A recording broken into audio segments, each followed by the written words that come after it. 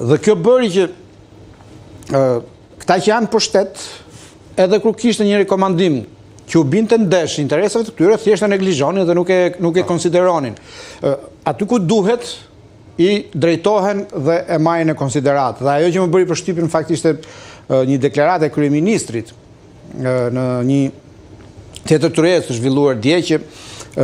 pati një vlerësim kaq të madh për Komisionin e Venecias, duke thënë që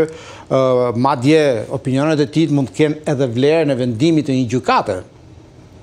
në Shqipëri, gjë e cila kontestua nga drejtuesja e gjykatës kushtetuese, duke thënë që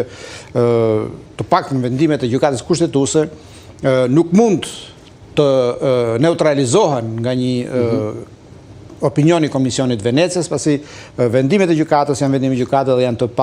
të pa kontestueshme. A lexove në një plan të afërt që Rama mazhoranca të drejtohet Venecias për një çështje të shpejtë apo? Në fakt,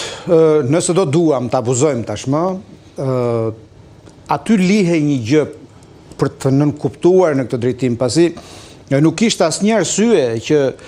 kryeministri, kreu i ekzekutivit në këtë moment të vlerësonte më shumë një opinion të Venecias se gjykatën. Pavarësisht se ishte një përvjetor i përfshirjes antarësimit të Shqipërisë në këtë komision, sot çështja më e nxehtë që implikon kushtetutshmërinë në raport me vendimarrjen e ekzekutivit është pikërisht çështja që është në gjykatën kushtetuese që lidhet me vendimin për shkarkimin e Erjon Velie dhe që do shtrohet për shqyrtim në fund muajit nga kjo gjykatë. Dhe në një farë mënyre ky qëndrim apo ky deklarim i zotit Rama sikur të tingëllonte një lloj paralajmërimi që nëse vendimi nuk do të jetë në favorin apo nuk do të jetë pro qeverisë për këtë çështje, do mund të drejtohen edhe Komisionit Venecias. Të tillë lexova edhe reagimin e menjëhershëm dhe shumë impulsiv të kryetares së gjykatës kushtetuese që reagoi ndaj kësaj deklarate të kryeministrit duke mbrojtur gjykatën si institucion që është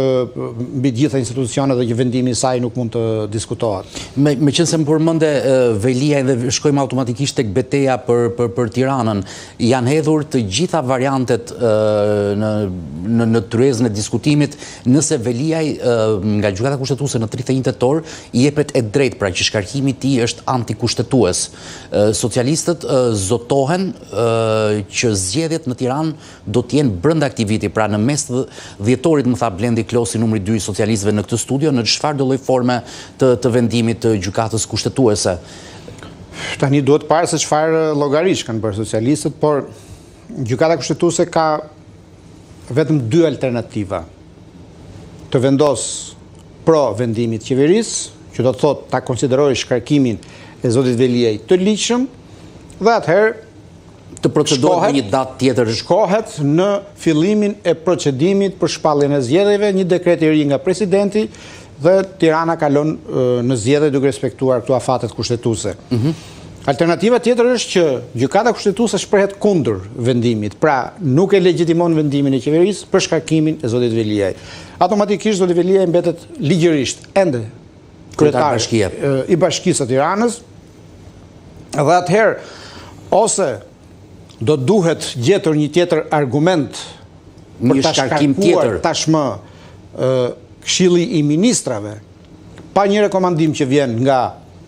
Këshilli Bashkiak, siç që mos bëj prap rrugë të gjatë nga Këshilli Bashkiak. Por unë besoj që nëse do të jetë kjo e dyta, llogarit nuk dalin për t'i mbajtur zgjedhjet në mes të dhjetorit. Nëse socialistët